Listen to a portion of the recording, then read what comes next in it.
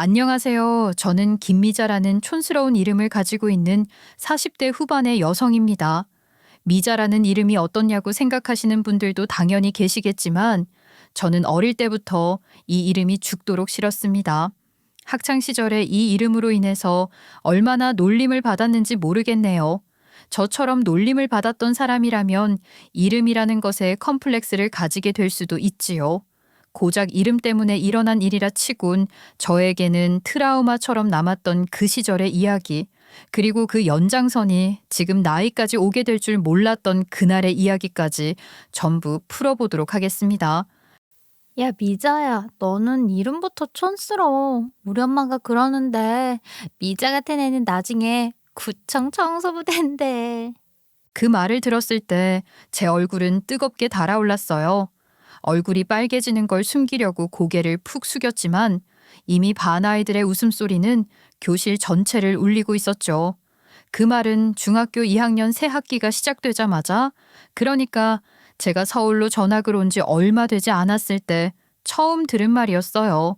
그 말을 한 아이는 반에서 가장 예쁘고 인기도 많고 집안 형편도 아주 좋은 친구였어요. 이름은 신지연이었고 정말 이름처럼 화려한 친구였죠. 지연이는 누가 봐도 눈에 띄는 아이였어요.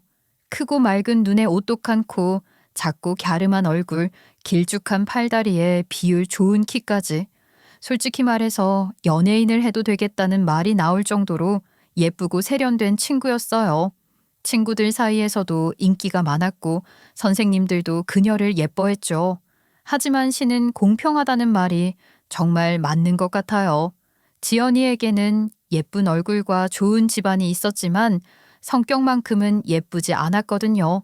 항상 누군가를 깔보거나 헐뜯기 바빴고 자신보다 강하다고 느끼는 아이들 앞에서는 고분고분한 척 굴지만 자신보다 약하다고 느낀 아이들에겐 가차없이 모질었죠.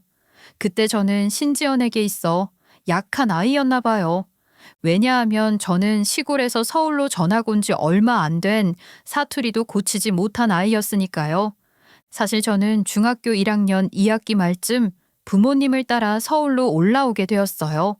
부모님 두 분 다 맞벌이를 하셨기 때문에 저는 어릴 때부터 시골에 계신 조부모님 댁에서 자랐어요. 시골은 따뜻하고 정겨운 곳이었어요. 이웃끼리 인사도 잘 나누고 모르는 사람도 반갑게 웃어주는 그런 동네였죠.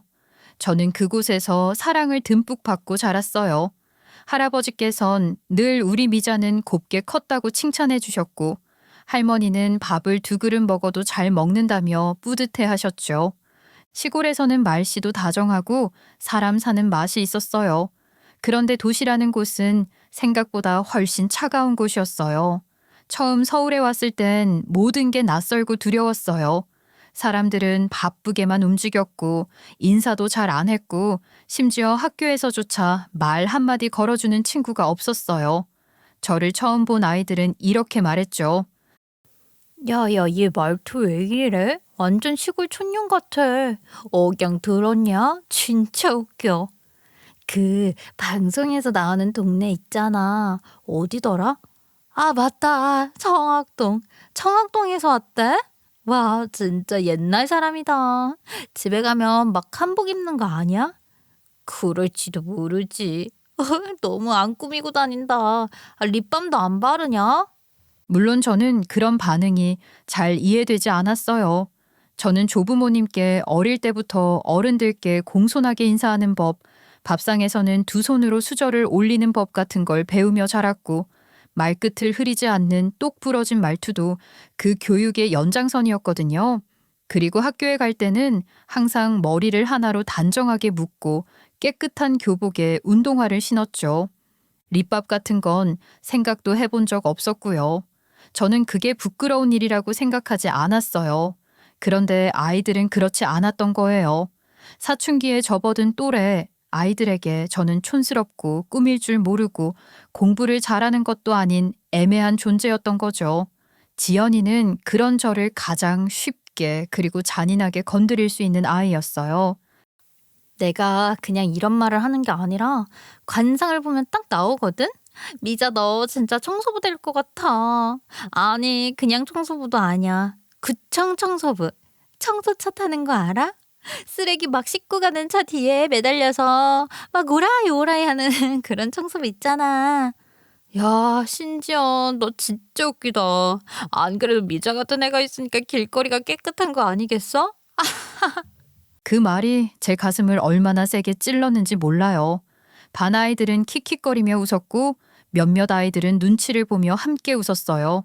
그날 저는 집에 돌아와 저도 모르게 조용히 울었어요. 정말 이상했어요. 저는 제가 잘못한 게 없었는데 왜 이런 수치를 받아야 하는지 모르겠더라고요. 이름이 촌스럽다는 이유로, 꾸미지 않았다는 이유로, 말투가 낯설다는 이유로, 제가 가진 것들을 부끄러워하게 만드는 그 말들 속에서 저는 점점 제 자신을 감추는 법을 배우고 있었어요. 신지연이라는 아이는 제 또래라고는 믿기 힘들 만큼 유행에 밝고 트렌디한 아이였어요. 요즘처럼 정보가 넘쳐나는 시대도 아니었는데 어떻게 그런 감각을 가지고 있었는지 어릴 적 제 눈엔 정말 신기하게 느껴졌죠. 지연이는 늘 교복 치마를 허리 위까지 올려서 줄여 입었고 교복 셔츠도 딱 붙게 입으면서 손목엔 친구들과 맞춘 커플 우정 팔찌를 하고 다녔어요. 매번 새 옷, 새 가방, 새 액세서리를 들고 와서는 자랑을 하곤 했습니다. 이거 봐, 예쁘지? 이거 우리 엄마가 백화점 VIP라서 먼저 나온 신상으로 산 거다. 진짜? 와, 엄청 비싸 보이는데? 당연하지. 백화점 브랜드 주얼리라니까. 우리 집은 방학하면 외국 나가는 거 알지? 이번에 프랑스 갈 건데 거기서 파인다이닝도 즐기고 주얼리도 샤이닝한 걸로 하나 장만하려고 했는데 이게 너무 뷰티풀해서 개태치 뭐야? 와, 이번 여름방학에 그럼 너 프랑스 가는 거야? 진짜 부럽다. 우리 아빠는 내가 가고 싶다고 하면 다 보내주잖아. 듣고 싶지도 않아도 들리는 이야기에 솔직히 저도 그 순간만큼은 부러웠어요. 왜 안 그러겠어요?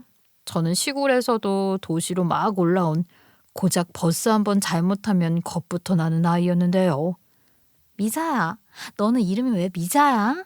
나는 우리 엄마가 나 기다리느라 이름도 엄청 고민해서 지었다던데. 신지연, 예쁘지 않아? 근데 미자 너는 축복받은 아이는 아니었나 보다. 딸 이름을 어떻게 미자라고 지을 수 있냐? 너 60년대에 태어난 것도 아니고 완전 천스러.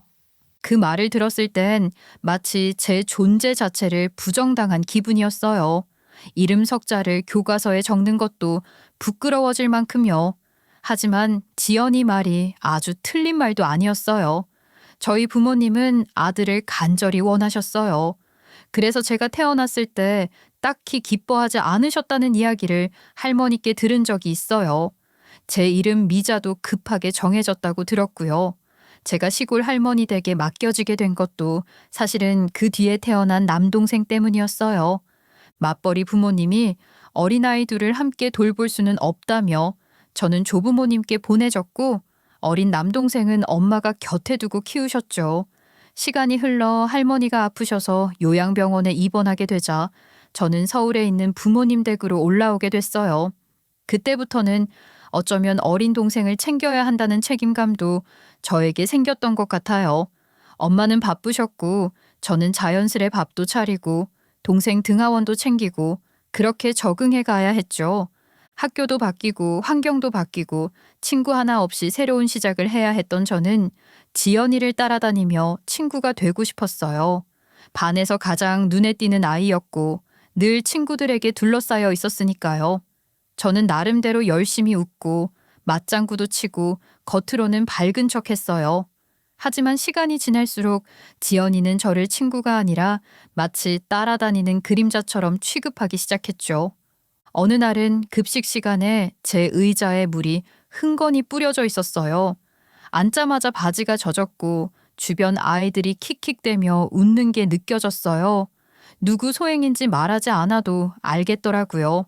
또 어떤 날은 체육 시간 끝나고 돌아왔더니 제 체육복이 사라졌어요. 알고 보니 운동장 구석에 던져져 있더군요. 그러면서도 지연이는 선생님 앞에서는 천사 같은 얼굴로 말했어요. 선생님, 미자가 또 숙제를 안 해왔어요. 얘 요즘 좀 이상해요. 뭔가 사정이 있나 봐요. 미자야, 오늘도 숙제를 또 안 해왔어? 아니, 자꾸 이러면 학부모 상담을 하는 방법밖에 없어. 사실 그날 제 숙제는 책과 함께 교실 창가에 버려져 있었어요. 제가 잠깐 화장실 간 사이 누가 그랬는지는 말하지 않아도 알 수 있었죠. 하지만 저는 끝내 입을 열지 못했어요. 그리고 다른 친구들도 그 진실을 알고 있었지만 아무도 말하지 않았어요. 지연이의 보복이 무서웠거든요. 그 시절 저는 부모님께 아무 말도 할 수 없었어요. 차마 입이 떨어지지 않았던 게 아니라 해봤자 달라질 게 없다는 걸 알고 있었거든요. 사실 어릴 때부터 그랬어요. 동생이 사고를 치고 다닐 때마다 부모님의 이마엔 늘 주름이 가득했고 집안 분위기는 무거웠죠. 제가 무슨 말을 꺼내기라도 하면 항상 돌아오는 말은 똑같았어요. 너는 좀 알아서 잘하면 안 되겠니? 그 말이, 그 짧은 문장이 제 입을 다물게 만들었어요. 만약 조부모님께서 계셨다면 아마 제 얘기를 끝까지 들어주셨을 거예요. 항상 눈을 맞추며 고개를 끄덕여 주셨던 분들이니까요. 하지만 도시로 올라온 저는 아무에게도 속마음을 털어놓을 수 없었고 점점 더 깊은 외로움 속으로 빠져들었어요. 그 무렵 저는 고등학생이 되고 싶다는 생각만 했어요. 고등학교에 가면 당연히 다른 학교로 배정받을 거라고 믿었거든요. 그렇게 되면 신지연이라는 이름도 교실에서 받았던 상처들도 조금은 잊을 수 있을 거라 생각했어요. 그런데 세상이 얄궂더라고요. 고등학교에 입학하고 교실 명단을 확인한 순간 그 이름이 다시 눈에 들어왔어요. 신지연. 믿고 싶지 않았어요. 같은 학교, 같은 학년, 심지어 같은 반.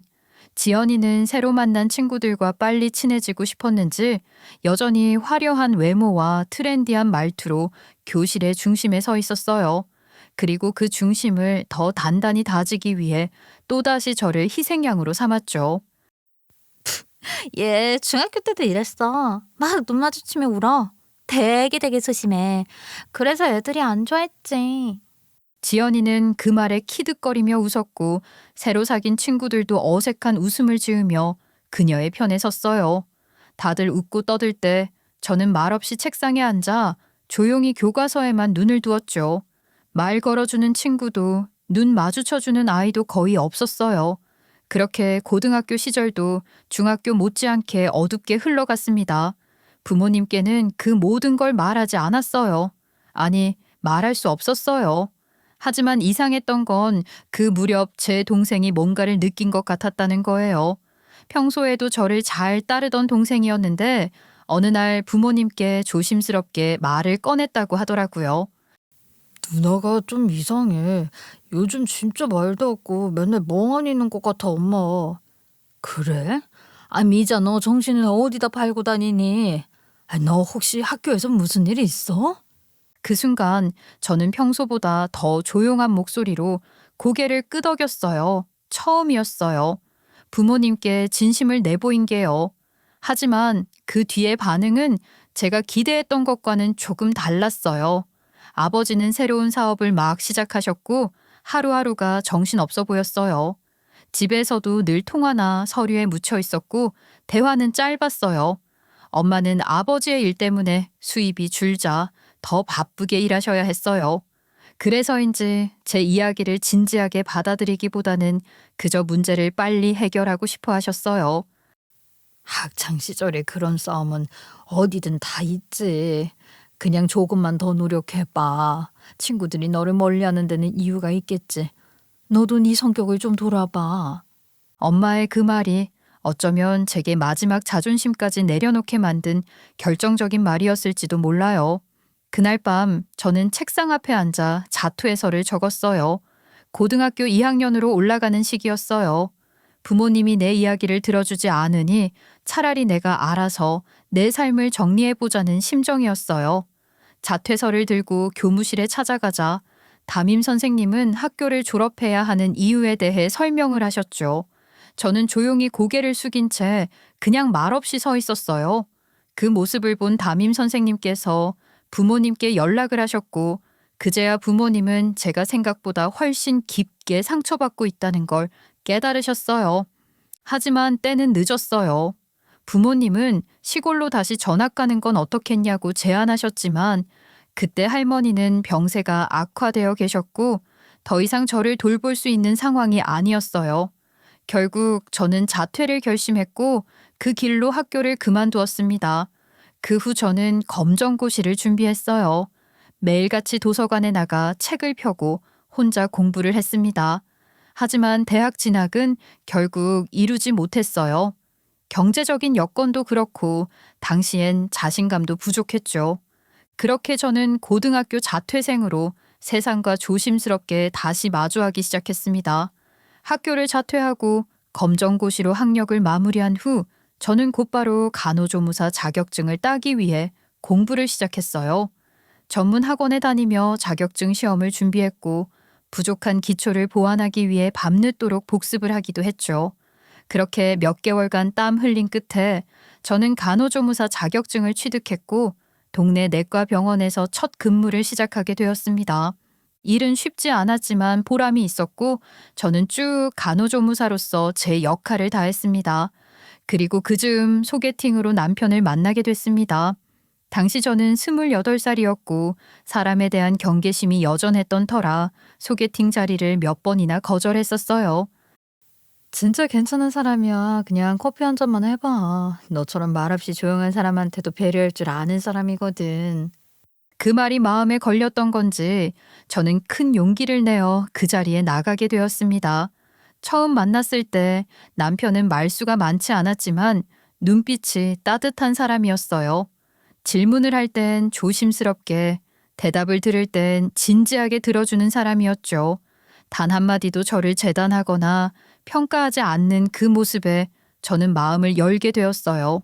그 뒤로 몇 번 더 만남을 이어갔고 그럴수록 남편이란 사람은 제게 큰 위안이 되어 주었어요. 저처럼 조심스러운 사람을 위해 서두르지 않고 조용히 옆을 지켜주는 사람이었거든요. 사람 때문에 상처 많이 받았죠. 근데요, 사람한테 받은 상처는 사람으로 치유되더라고요. 내가 그랬어요. 남편은 그렇게 말하며 제 손을 살며시 잡아주었어요. 그 순간 저는 처음으로 이 사람과 함께라면 안전하다는 확신이 들었습니다. 결혼 이야기가 오갈 무렵 저는 시부모님을 만나는 것이 가장 큰 걱정이었어요. 새로운 사람을 만나는 게 두렵고 부담스러웠거든요. 하지만 남편은 자신 있게 말했어요.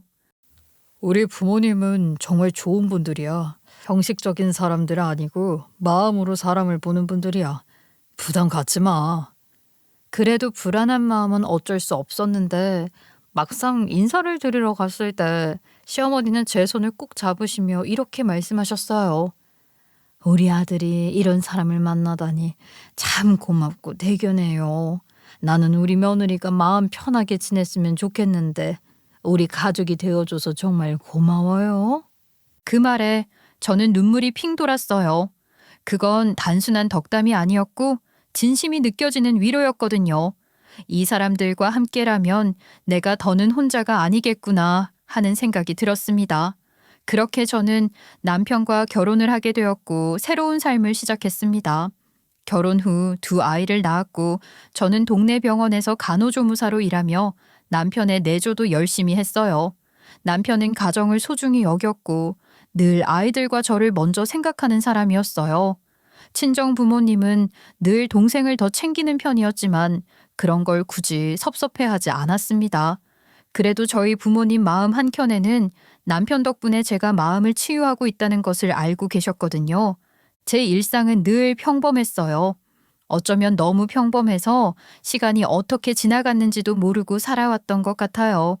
아이들이 어릴 땐 하루하루가 전쟁 같았고 잠깐 숨을 돌릴 틈도 없이 돌아가는 일상 속에서 정신을 붙잡는 것도 쉽지 않았죠. 시간이 조금씩 흘러 아이들이 커가는 걸 보면서 그제야 내가 이렇게 살아왔구나 하고 느끼곤 했습니다. 친정 쪽은 아버지께서 남동생과 함께 사업을 하시느라 늘 바쁘셨고 자연스럽게 가족 모임도 많지 않았어요. 동생은 아버지 곁에서 배우는 게 많다고 했고 두 사람은 그야말로 동업자처럼 하루하루 바쁘게 지내셨죠. 그래서인지 저는 결혼 후 친정보다는 시댁을 더 많이 챙기며 살았어요.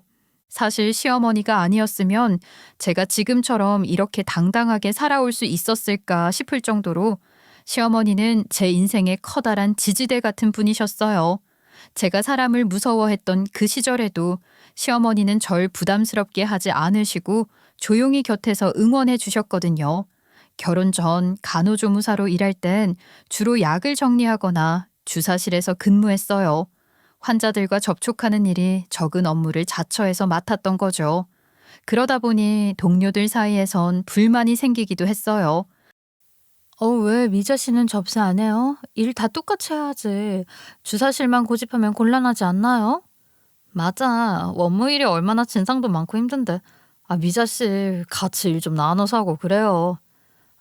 미안해요.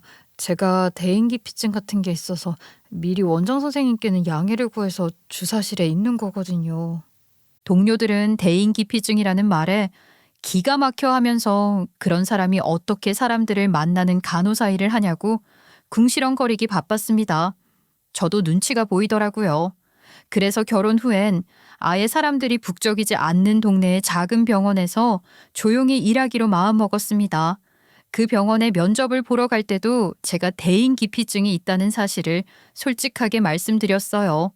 저는 그렇게 조금은 배려받는 환경에서 일을 시작할 수 있었고, 작은 공간에서 의사 선생님 옆에서 보조를 하거나 주사를 놔드리는 일을 했습니다. 사람들은 그런 일을 편한 일이라고 말하기도 했지만 저에게는 하나하나가 버겁고 어려운 일이었어요. 이름을 불러야 할지, 눈을 마주쳐야 할지, 그런 작은 선택 하나에도 수없이 망설였죠. 우리 며느라가야, 오늘은 일하면서 별일 없었니? 밥은 먹었고? 네, 밥 먹었어요. 오늘요, 어떤 환자분이 인기척도 내지 않고 저한테 갑자기 다가와서 너무 놀랐어요. 저도 놀라고 싶지 않은데. 아이고, 참, 인기척도 안 냈어? 그 사람이 그럼 잘못했네. 그래도 잘 참아서 다행이다. 고생 많이 했다. 시어머니께서는 퇴근 시간이 되면 저에게 전화를 걸어오셔서 오늘 하루가 어땠는지 별일 없었는지 챙겨주시곤 했어요. 그게 얼마나 힘이 되고 의지가 됐는지 모르겠습니다. 남편도 마찬가지였어요. 집에 돌아온 저에게 꼭 물었어요. 오늘은 좀 어땠냐고 사람들이랑 같이 밥 먹고 커피도 마시고 했냐고요.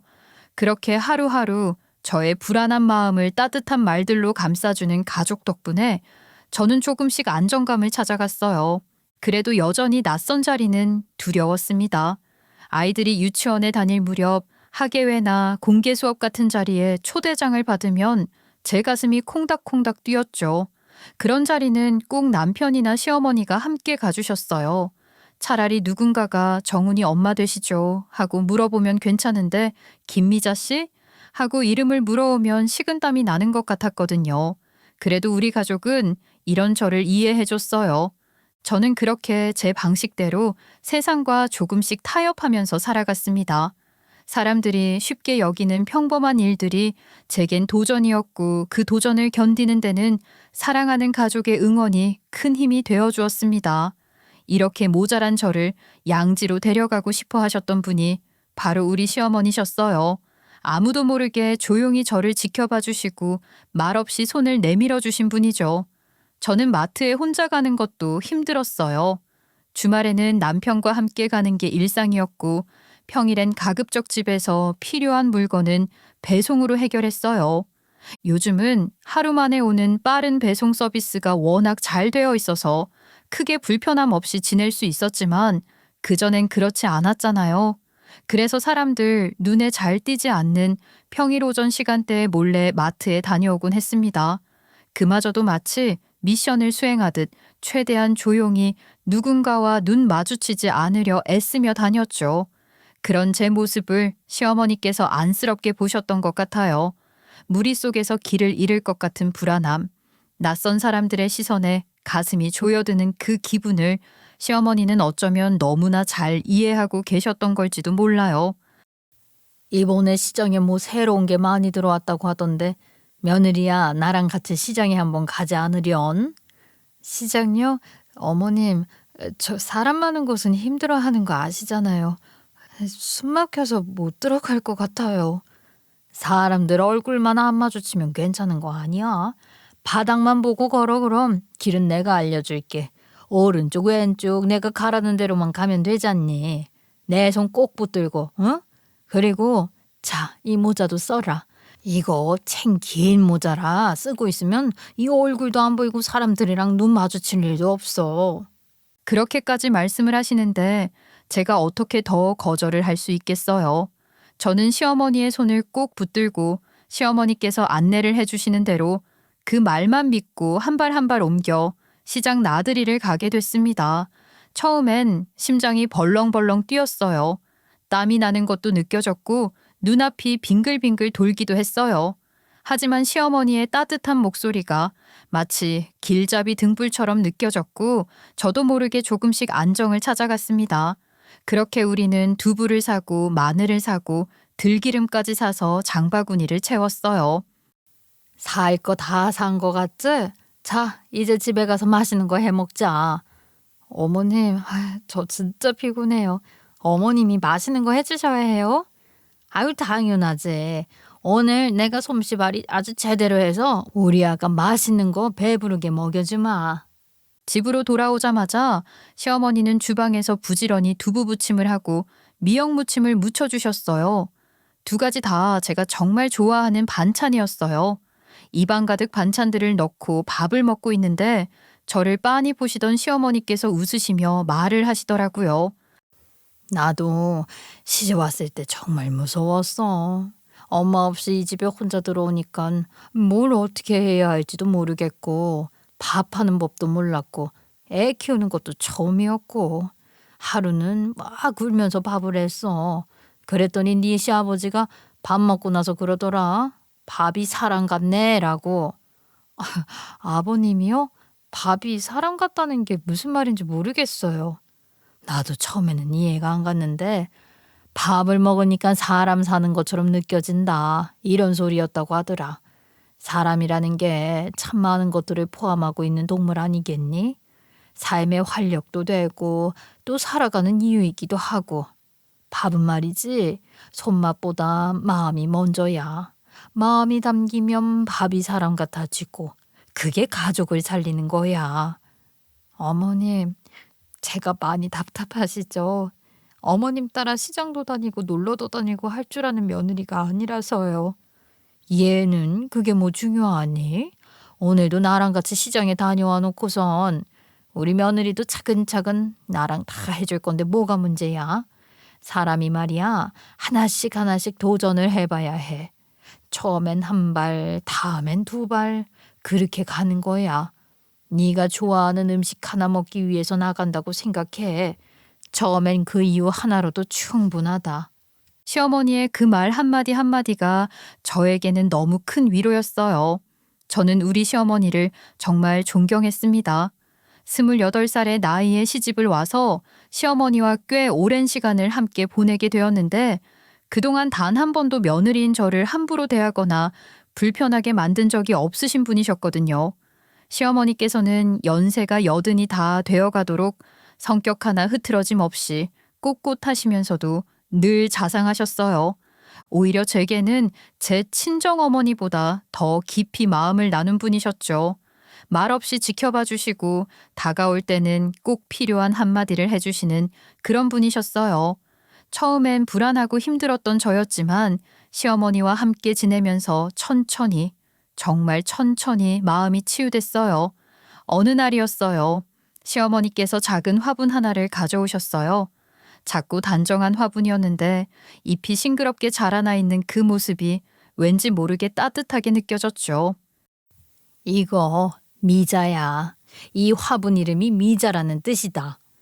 시어머니는 그렇게 말씀하시며 제 손에 화분을 꼭 쥐어주셨어요.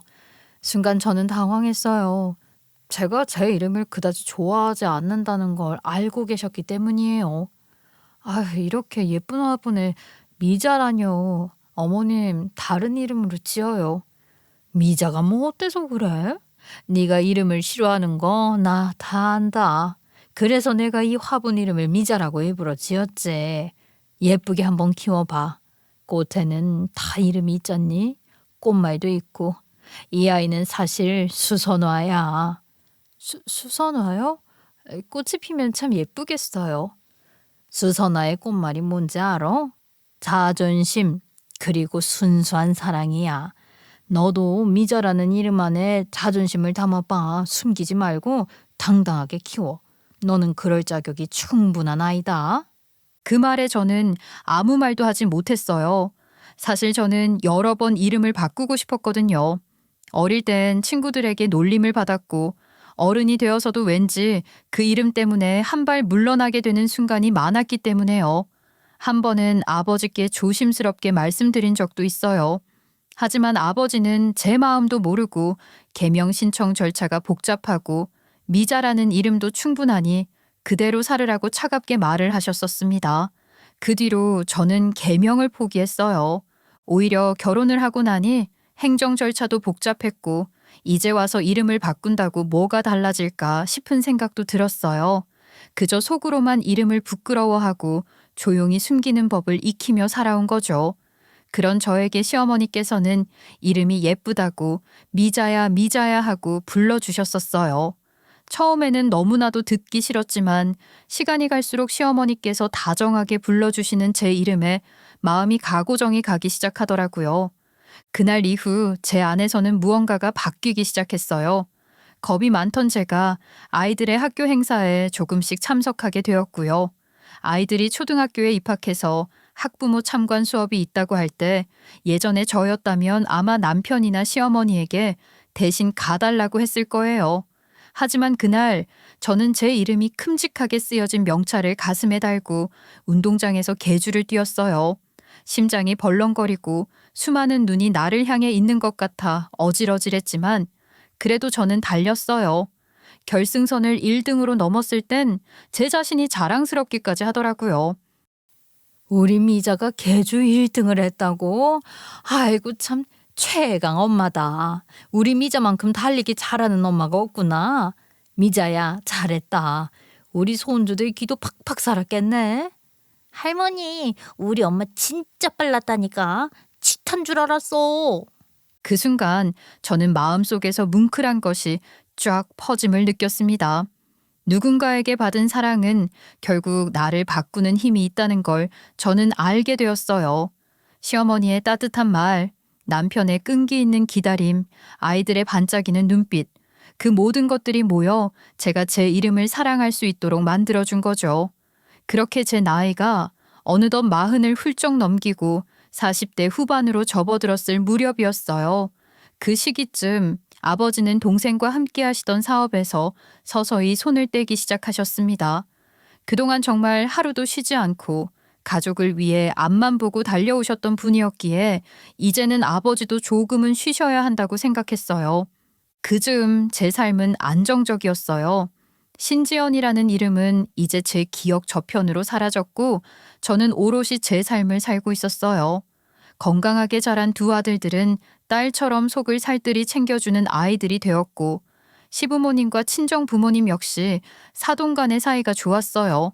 그렇게 평온했던 어느 겨울 남편 회사에서 연말 송년회를 한다고 연락이 왔어요. 부부 동반 참석이 원칙이라는 말에 남편은 조심스럽게 저에게 같이 가자고 말을 했고 예전 같았으면 망설였겠지만 저도 한 번쯤은 가보고 싶다는 생각에 고개를 끄덕였습니다. 시어머니 덕분에 대인기피증도 많이 나아졌고 스스로도 여러모로 단단해졌다는 걸 느끼고 있었거든요. 송년회는 도심 한복판 고급 호텔 뷔페에서 열렸고 남편은 식장에 들어서기 전까지 제 손을 꼭 잡고 있었어요. 조금만 힘들어도 바로 말해. 바로 나올 수도 있으니까. 여보, 여기 뷔페 진짜 맛있다고 소문이 자자하던데 배가 부르기 전까지는 나 절대 안 나갈 거야. 행사는 생각보다 즐거웠어요. 음식도 맛있었고 분위기도 좋았고 남편의 회사 동료들도 정중하게 인사를 건네줬어요. 나도 이제 이런 자리에 어울릴 수 있는 사람이 되었구나. 속으로 뿌듯한 마음이 들었죠. 그렇게 한참 식사를 하며 식순을 즐기고 있는데 등 뒤에서 갑자기 날카로운 목소리가 들렸어요. 어머 세상에, 이게 누구야?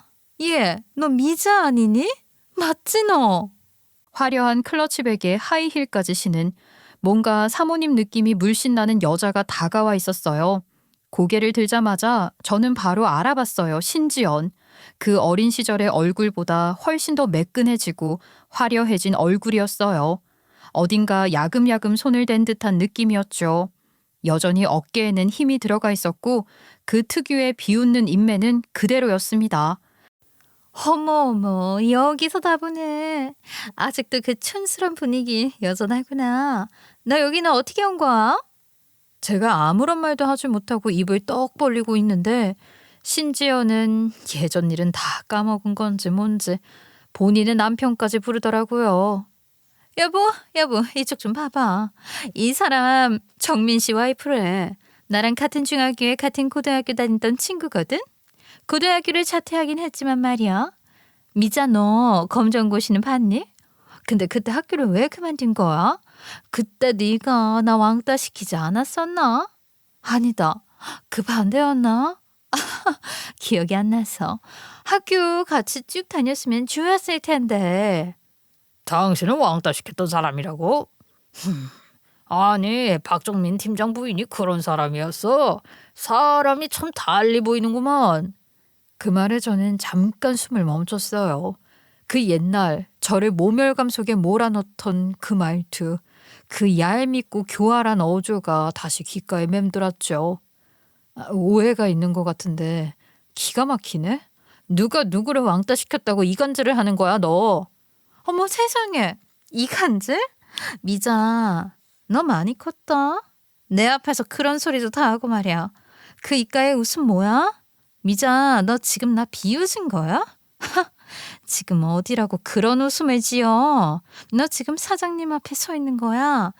우리 남편이 바로 이 회사 사장이라고. 야, 네 남편 내가 확 잘라줄까? 정말이지 어처구니가 없었어요. 갑질이라는 게 이런 건가 싶을 정도로 기세등등한 모습이었죠. 하지만 저는 웃었어요. 여기서 제가 기가 죽을 필요가 전혀 없다는 것을 알고 있었기 때문이었죠. 저는 일부러 입꼬리를 천천히 올리며 조용히 핸드폰을 꺼내 통화 버튼을 눌렀어요. 여보세요? 아빠, 나야. 왜 아빠가 고용한 계약직 김 사장 있잖아. 이번에 재계약한다고 했었나? 아빠 그거 안 했으면 좋겠어서. 아빠, 김 사장 확 잘라버려. 그 순간 주변의 공기가 멈춘 듯 했어요. 남편은 제 얼굴을 보며 아무 말 없이 웃고 있었어요. 신지연은 이 상황이 어떻게 돌아가는지 몰라 눈만 꿈뻑이고 있었고 김 사장이라는 신지연의 남편 역시 당황한 것 같았습니다. 제 말에 신지연은 한참을 깔깔 웃기 시작했어요. 정말 그 웃음소리가 얼마나 크던지 제 귀청이 다 떨어져 나가는 줄 알았습니다. 마치 TV에 나오는 우스운 사람 보듯 손으로 입을 가리고는 저를 보며 웃는데 예전 버릇 못 고친다고 학창시절에 저를 비웃던 얼굴과 똑같더군요. 야, 미자야, 누가 누굴 잘라? 너 아직도 그렇게 웃긴 소리 하면서 사냐? 그니까 네가 학교 다닐 때 그런 취급을 받은 거야. 주변 사람들이 힐끔힐끔 쳐다보는 상황에서도 그녀는 전혀 민망해하지 않았어요. 오히려 더 신났다는 듯 행동을 하는데 원맨쇼라도 하는 줄 알았죠. 와, 진짜 이거 레전드다. 너 우리 중학교 나온 혜주랑 주혜 알지? 걔네한테도 말해줘야겠다. 야, 남편 직장 와서 남의 남편 잘라라 마라? 너 세상 진짜 재밌게 산다. 뭐 정신병이라도 생겼니? 하지만 제가 그런 말을 괜히 했겠어요? 저는 조용히 물을 한 모금 마시고 은근한 미소를 지으며 말했죠. 여전히 너는 자기보다 못한 사람 같아 보이면 비웃기 바쁘구나. 내가 왜 이런 말 했는지 조금만 기다려봐. 신지연은 여전히 웃음을 멈추지 않았고 저는 속으로 조용히 그런 신지연을 보면서 앞으로 벌어질 일에 대해 상상을 했어요. 사실 말이죠. 우리 아버지가 평생을 걸쳐 일구신 일터. 그게 바로 지금 우리 남편이 다니는 그 회사였어요. 그리고 제 동생도 그곳에서 함께 일하고 있었습니다. 물론 두 사람 모두 평사원이었죠. 언뜻 보면 흔한 직원들 중 하나일 뿐이었지만 그 안에는 아주 긴 시간과 깊은 사연이 숨어 있었어요. 우리 아버지는 원래 그런 분이셨어요. 하견, 지연, 혈연 같은 것들에 기대지 않고 오직 실력 하나로 살아오신 분. 젊은 시절 회사에서 그런 연줄 없이 버티다가 온갖 불이익을 당하며 마음속에 깊은 상처를 지니게 되셨고 그 이후로는 절대 그런 방식으로 누구를 밀어주는 일은 없으셨어요. 인생이 치사해질 수 있는 건 순간이지만 그걸 되돌리는 건 평생이 걸린다. 나는 말이야, 누구보다 깨끗하게 내 회사를 운영할 거야. 그런 마음으로 사업을 시작한 것이기도 하고. 그런 아버지가 회사에 정착하고 힘들게 회사를 일구기까지의 과정은 정말 눈물 없이는 말할 수 없는 시간들이었어요. 집안이 여러 번 휘청거릴 정도로 위태로웠지만 끝까지 포기하지 않으셨고 마침내 회사를 궤도에 올리셨어요. 그때쯤 제 동생이 진로 문제로 방황하고 있었어요. 취업이 잘 되지 않던 시기였고 저는 솔직히 말해서 동생이 큰 기대를 받을 만한 능력자는 아니라는 걸 알고 있었어요. 하지만 아버지는 동생을 한 번은 키워보자는 마음으로 회사에 입사시켰습니다. 자리가 사람을 만든다고 생각하지 말고 사장 자리는 네가 차지하겠다는 마음으로 일해봐라. 네 노력이 있어야지만 가능한 일인 게야. 그렇게 말씀하셨지만 실은 아버지도 알고 계셨던 거예요. 동생의 능력은 그릇이 크지 않았고 결국 회사를 이끌 사람은 따로 있어야 한다는 걸요. 그리고 그 무렵 제가 결혼을 했고 저는 제 남편을 은근히 꼬드기기 시작했어요. 자네 요즘 회사 생활은 어떤가? 그 회사는 비전이라는 게 좀 있어 보이나? 중소기업이 다 거기서 거기죠. 열심히 버티고는 있는데 회사가 얼마나 더 발전할 수 있을지는 잘 모르겠습니다. 그래? 그럼 자네 도박 한번 해볼 생각 없나? 우리 회사에 들어와서 자리 한번 제대로 잡아봐. 그 당시 아버지의 회사는 아직 규모가 작았고 월급도 아주 많지는 않았어요.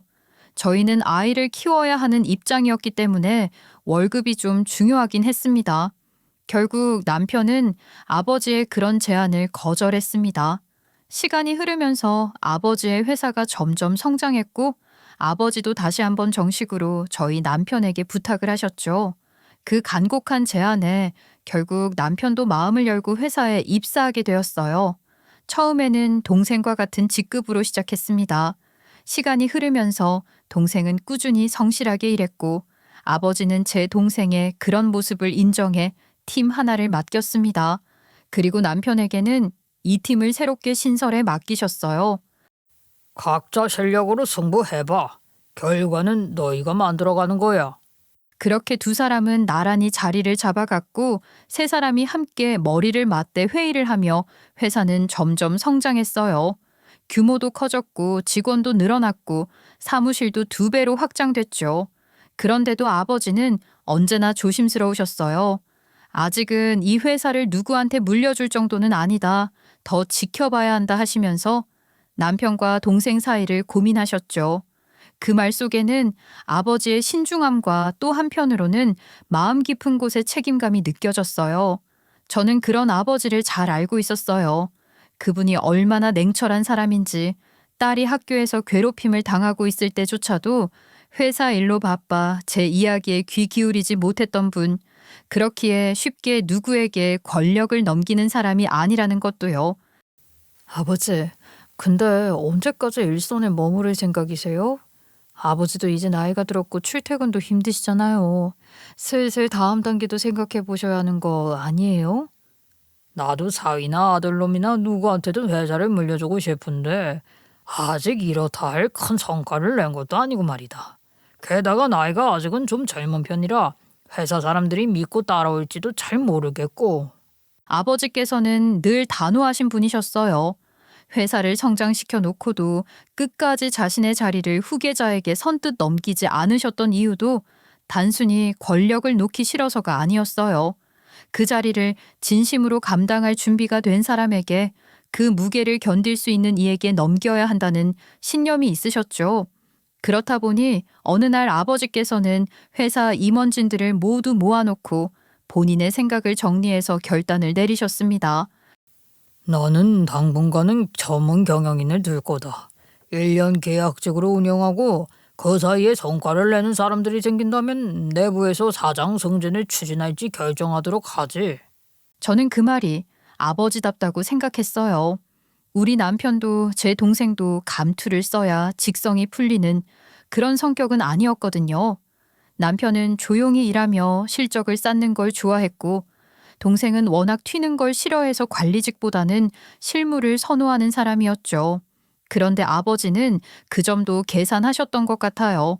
서로 감투에 관심이 없으니 오히려 경쟁심이라도 붙여야 조직에 활기가 생긴다는 그런 판단이셨겠죠. 그 뒤로 남편과 동생은 모르게 서로 의견을 조율하더라고요. 아이, 매형이 사장하세요. 제가 뒷받침해 드릴게요. 저는 앞에 나서는 거 워낙 싫어해서요. 아이, 처남 무슨 소리야. 우리가 같이 가는 거지. 처남, 나도 처남처럼 실무가 중요하지. 대외적인 활동하는 거 싫어하는 거 알잖아. 그렇게 두 사람이 뒤에서 서로 떠미는 줄도 모르고 아버지는 전문 경영인을 임시로 사장 자리에 앉히셨어요. 그 인물이 바로 김 사장이었습니다. 처음 김 사장이 회사에 들어왔을 때 저는 별다른 감정이 없었어요. 나이는 58, 어찌 보면 퇴직을 앞두고 있는 나이일 수도 있지만 요즘은 100세 시대잖아요. 중소기업 여러 곳을 돌며 실적을 내고 재무 구조를 안정시킨 경험이 있다고 해서 아버지가 신중하게 뽑은 인물이었고, 저도 그 이력만 보고 고개를 끄덕였던 사람이었죠. 1년 계약으로 회사를 맡게 되었고, 올해 말 계약이 끝나면 재계약 여부를 결정할 예정이었는데 그 사람이 신지연의 남편이었다는 사실, 그건 정말 충격이었어요. 왜냐고요? 두 사람 나이 차이가 10살이 넘었거든요. 신지연처럼 외모도 빼어나고 집안도 괜찮았던 아이가 그런 나이 차를 두고 결혼했다는 것 자체가 제겐 전혀 예상 밖의 일이었죠. 물론 사랑의 나이 따위가 무슨 문제겠어요. 그건 분명 그렇지만 문제는 그 뒤였어요. 신지연이 회사 사람들이 다 모여있는 송년회 장소에서 저를 상대로 갑질을 한다는 건 정말 어이가 없었어요. 그 생각이 머릿속을 확 스치고 지나간 순간 저는 바로 전화를 걸었던 거죠. 제가 평소에 아버지를 부를 때 아빠라고 부르는 법이 잘 없었거든요. 그런데 전화를 받자마자 아빠하고 말을 하니까 저희 아버지도 무슨 일이 있는 건가 하시며 당황해 하시더라고요. 그때 저는 신지연을 눈을 똑바로 바라보면서 말을 했던 거죠. 김 사장을 잘라버리라고요. 저는요, 제가 신지연의 눈을 똑바로 마주할 수 있을 거란 생각을 해본 적이 없었어요. 그 아이는 늘 저를 괴롭혔었고 그게 저한테는 트라우마였으니까요. 제가 신지연의 눈을 정말 올곧게 똑바로 바라볼 수 있었던 건 저희 시어머니와 남편 덕분이었습니다. 코끝이 시큰해지더라고요. 아빠, 김 사장 재계약하지 마요. 확 잘라버리라고요. 왜? 갑자기 그게 무슨 소리냐? 아, 너 지금 송년회에 가 있는 거 아니야? 그 사람 신지연 남편이에요. 아빠 기억나죠? 제가 고등학교 자퇴하게 만들었던 그 여자애. 그 이름이 신지연이고, 그리고 그게 지금 김 사장 와이프라고요.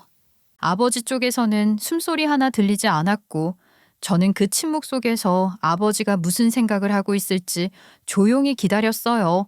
아버지는 단 한마디도 하지 않으셨어요. 그 침묵은 어떤 말보다 무거웠어요. 아마도 그 순간 아버지께서 제 학창 시절을 다시 떠올리셨겠죠. 그 시절 회사 일에만 매달려 딸이 어떤 고통 속에 있는지도 몰랐던 그 시간들. 제가 말을 더 이었어요. 지금 제 앞에서 제가 누군지도 모르고 그 사람이 절 무시했어요. 우리 남편한테까지 갑질하려 하더라고요. 아버지, 그런 사람한테 우리 회사 맡기고 싶으세요? 그 말에 전화기 너머에서 아버지가 길게 숨을 내쉬셨어요. 말은 없었지만 저는 알 수 있었어요. 그 숨결 속에 담긴 감정이 무엇인지, 감춰두고 참았던 이야기, 그 아픔의 근원인 이름 신지연, 그리고 이제 그 이름 앞에서 저는 결코 다시 움츠러들지 않겠다는 다짐까지 제 안에 자리 잡고 있었죠.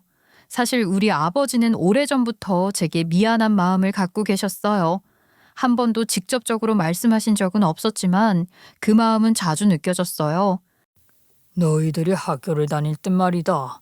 내가 뭐가 그렇게 바빴는지 모르겠다. 아버지로서 신경 하나 제대로 못 써준 것 같고. 아유, 아버지도 나이 들었네. 갑자기 그런 이야기는 왜 꺼내시고 그러세요? 문득 산 세월을 돌아보니 그렇더라. 아이, 우리 딸이 그렇게 힘들어했는데도 내가 옆에 있으면서도 몰라줬지. 결국 그 마음을 사돈을 통해 치유했다는 걸 생각하면 참 내가 부끄럽다.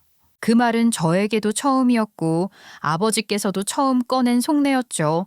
아마 아버지는 그 마음속 부채를 이번 기회를 통해 조금이라도 덜어내고 싶으셨던 것 같아요. 그런 와중에 제가 어리광을 부리듯이 부탁을 드리니 아버지 입장에서는 그 말이 그냥 넘길 수 있는 사안은 아니었던 것입니다. 신지연은 앞에서 기막혀 했고 저는 남편의 팔짱을 끼고는 그 자리에서 전화기를 스피커폰으로 돌렸습니다. 배가 부르기 전까지는 절대로 뷔페를 떠나지 않겠다고 다짐했지만 신지연의 얼굴을 보니까 밥이 코로 넘어가는지 어디로 넘어가는지 모르겠더라고요. 아버지의 결단력 있는 목소리가 들리기를 기다리는데 제 예상처럼 저희 아버지는 아주 빠르게 움직이셨습니다. 긴급 이사회를 소집했고 그 자리에서 김 사장의 연임은 없다고 못을 박으셨어요. 아, 여보, 그 김비서에게 연락 좀 해서 긴급 이사회 열겠다고 해. 그리고 이 자리를 빌어 이야기를 하자면 사장 연임은 하지 않겠습니다. 새로운 대표이사는 공개 채용을 통해서 선발할 것입니다. 단호한 목소리였어요. 송년 회장에 앉아있는 사람 모두가 그 통화를 들을 수 있도록 돌린 스피커폰 덕분에 조용한 장내에 아버지의 목소리가 울려 퍼졌죠. 김 사장은 그 자리에서 얼굴이 사색이 되었고 주변의 시선이 일제히 그에게 쏠렸습니다. 하지만 신지연은 그 상황을 파악하지 못한 듯 여전히 비웃기만 했어요. 야, 너 지금 무슨 쇼하니? 이게 뭐야? 장난이야? 네가 뭔데 내 남편을 자르고 말고야. 지금 뭐 연극 배우라도 된 거야? 사람 앞에서 연기를 하네? 아, 당신 조용히 안 해. 지금 저 목소리의 주인공이 누군지 모르니까 하는 소리지. 아, 저분 이 회사 명예회장님이셔. 지금도 회사 지분을 거의 다 가지고 계신 분이라고. 내가 계약직 사장인 걸 몰라서 그러는 거야? 임기가 끝이 나면 나가야 하는 사람이라는 걸 몰라서 이 사단을 만드는 거냐고. 여보, 왜 사람들 앞에서 큰 소리를 내고 그래요? 아니, 저 찌질한 미자가 명예회장 딸이라는 게 말이 돼? 학창 시절에 쟤네 집 진짜 가난했다니까. 학창 시절이 수십 년 전인데 무슨 말을 하는 거야? 아니, 제가 일부러 내 앞에서 쇼를 하는 걸 수도 있고. 아, 이렇게 사람 많은 곳에서 왜 저런 쇼를 하겠냐고. 아, 이 사람아. 아이고, 진짜 답답해 죽겠네. 무식하면 가만히라도 있던가. 야, 너 시골에서 올라온 촌년이었잖아, 미자야. 지연아, 넌 아직도 그런 걸로 사람의 급을 나누니? 그래서 네가 안 되는 거야. 세월이 이렇게 흘렀는데 시골에서 온 집안은 성공하지 말란 법이라도 있니? 뭐야? 그럼 이게 전부 진짜란 말이야? 어? 그렇고 말고 김 사장, 당신은 이제 해임이야. 탓을 하려면 당신 마누라 탓을 하라고. 뭐? 내가 뭘 잘못했다고? 회사 측에서도 분명히 지난주에 재계약에 문제 없다고 했다고. 지난 일 가지고 너 지금 이러는 거 그냥 그거 안 갚음 아니니? 너 너무 치졸한 거 아니냐고. 그때였어요. 호텔 행사장 입구로 정장을 입은 2명의 남자가 들어왔고 그 뒤를 따라 회사 로고가 찍힌 서류 가방을 든 법무팀 직원들이 줄지어 들어왔어요. 아버지께서 보내신 분들이었어요. 그들은 곧바로 김 사장에게 다가가 문서 하나를 보여주며 말했죠. 김 사장님, 내부 감사를 시작하겠습니다. 정해진 절차에 따라 이사회 보고 후에 결정될 예정입니다. 그 말을 듣자 김 사장은 얼굴이 붉어지더니 자리에서 벌떡 일어났어요. 아, 나 아무 잘못도 없어. 떳떳하다고. 나 이대로 물러나지 않아. 내가 뭘 그렇게 잘못했는데. 그러나 계약직이라는 한계는 부정할 수 없었어요. 명예회장이자 최대 주주인 아버지의 결정 앞에서 그는 할 수 있는 게 없었죠. 결국 김 사장은 분노를 못 이기고 신지연을 향해 손가락을 들며 고함을 쳤어요. 다 너 때문이야. 집안도 쫄딱망해서 아무 도움도 못 주는 주제에 저 입만 살아가지고 쓸데없는 소리 나오고 다녀서 내가 이 꼴이 나잖아. 당신 진짜 이혼당하고 싶어? 그 소리에 연 회장은 싸늘하게 식어버렸어요. 신지연은 그대로 얼어붙은 듯 굳어 있었고 저를 향한 눈빛은 증오에 가까웠어요. 하지만 그 모든 감정은 이제 제게 아무런 의미가 없었어요. 저는 당당히 그 자리에 서 있었고 수십 년 전 저를 무너뜨렸던 이름 앞에서 흔들리지 않는 제가 되어 있었으니까요. 그 말이 떨어지자마자 신지연은 완전히 다른 사람이 된 것처럼 보였어요. 기세등등하던 모습은 온데간데없고 쭈글쭈글해진 채로 김 사장에게 조용히 빌고 있었어요. 여보, 이혼이라니 왜 그런 말을 하고 그래? 여보, 내가 잘못했어. 진짜 그런 뜻으로 그런 말 한 거 아니야. 당신 화 좀 풀어 제발. 작게 떨리는 목소리였지만 연 회장 전체에 그 간절한 사과가 흘러나왔죠. 그리고 그제야 저는 모든 퍼즐이 맞춰지는 느낌이었어요. 왜 신지연이 그토록 날카롭게 굴었는지, 왜 자존심도 없이 갑질을 하려 했는지. 김 사장은 얼굴이 벌겋게 달아올라 있었고 그동안 억눌러왔던 감정이 폭발하듯 말했어요. 네가 뭘 잘했다고 여기서 이런 쪽팔린 상황을 만드냐고. 내가 네 집 빚까지 갚아줬어. 니네 집 쫄딱망했을 때 내가 너까지 책임지겠다고 했던 거 기억 안 나냐? 내가 진짜 바보 같아서 참고 있었던 거지. 그래도 얼굴은 예쁘장해서 어디 데리고 다니기 쪽팔리진 않았으니까. 그 말을 들은 저는 놀랄 수밖에 없었어요. 어떻게 남편이 와이프한테 그런 말을 할 수 있나요? 더 웃긴 건 그런 말을 듣고도 아무 소리 못하고 지 남편 눈치만 보고 있는 신지연이었죠. 신지연의 집이 망했단 것도 처음 들었고 김 사장이 그 빚까지 갚아가며 살아왔다는 사실도 전혀 몰랐거든요. 그러니 신지연이 그토록 김 사장에게 저자세를 보일 수밖에 없었던 거죠. 그런 와중에도 저한테 갑질을 하려 했다는 게 솔직히 어이없기도 했지만 어떤 의미로는 대단하다는 생각도 들었어요. 저 상황에 저 여유가 어디서 나오는 거지? 싶었달까요? 시골에서 올라온 저를 끝끝내 무시하려던 그 고정관념, 우리 집은 아무것도 가진 게 없을 거라는 그 편협한 시선조차 대단하게 느껴졌어요. 결국 김 사장의 재계약은 없던 일이 되었고 사장 자리는 졸지에 공석이 되었어요. 그 상황이 마무리가 된 뒤 아버지께서는 우리 남편과 제 동생을 조용히 불러 말씀하셨어요. 나는 솔직히 둘이 경쟁을 하면 누가 더 돋보일 줄 알았어. 근데 둘이 서로 미는 모습 보니까 너희는 단독 사장보다 공동 경영인이 더 잘 맞을지도 모르겠다. 아유, 아빠, 그럼 저희 두 사람을 라이벌 관계에 두려고 하셨던 거예요? 사업이라는 게 그래. 경쟁 상대가 있어야지만 더 큰 아이디어가 떠오르는 법이라고. 근데 그게 내 고러한 생각이었던 것 같다. 나는 이제 놓을 때가 됐어. 너희가 키운 회사니까 너희가 맞는 게 맞아. 그렇게 해서 3월 남편과 제 동생은 공동대표이사로 회사를 물려받게 되었어요. 아직 어깨가 무겁다며 밤늦게까지 회의도 하고 서로 맡은 업무 분담도 철저히 하며 움직였어요. 가족끼리 일한다는 게 결코 쉬운 일은 아니지만 두 사람은 서로를 믿고 아끼며 회사를 이끌어가기 시작했죠. 그리고 얼마 지나지 않아 김 사장과 신지연에 대한 내부 감사 결과가 발표되었어요. 갑질 논란은 물론이고 특정 업체에 몰아주기식 계약을 유도한 정황도 있었고 심지어는 신지연이 사장 3호라는 위치를 이용해 뒤로 뒷돈을 받은 내역도 적발되었죠.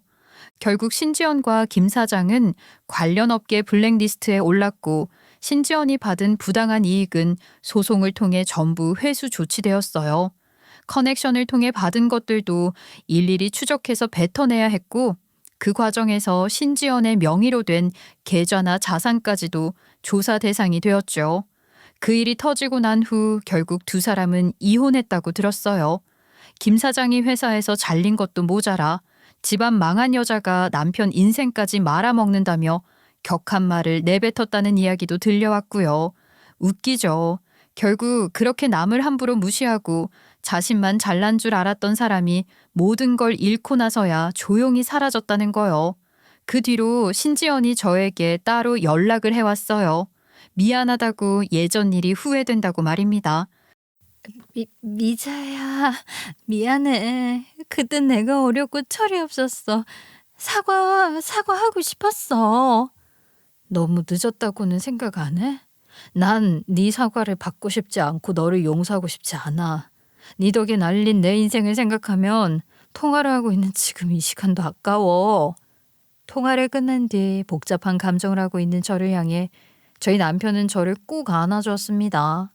나이 50이 다 되어가도록 저밖에 모르는 제 남편을 보면서 제법 좋은 인생을 살았다는 생각도 들더라고요. 그 사람 다시는 우리한테 접근 못하게 할게. 너는 피해자야. 사과받을 이유 없고 용서할 필요도 없어. 남편의 그 말에 저는 울컥했지만 고개를 끄덕였어요. 그래요. 저는 피해자였어요. 어린 시절 이름 하나 때문에 놀림받고 결국 자퇴까지 해야 했던 피해자. 그때는 입도 못 열었지만 지금은 아니에요. 이름을 감추지 않고 떳떳하게 명찰을 달고 살아가는 지금의 저는 더 이상 아무에게도 지지 않아요. 인생은 정말 한 방인가 봅니다. 그렇게 못되게 굴면 언제 어디서 어떻게 돌아오게 될지 모르는 거라고요. 그래서 본인의 과거를 지우려고 하기보단 실수를 인정하고 용서받기 위해 노력하는 삶을 살아야 하는 것 같아요. 여러분, 제 이야기 끝까지 들어주셔서 감사합니다.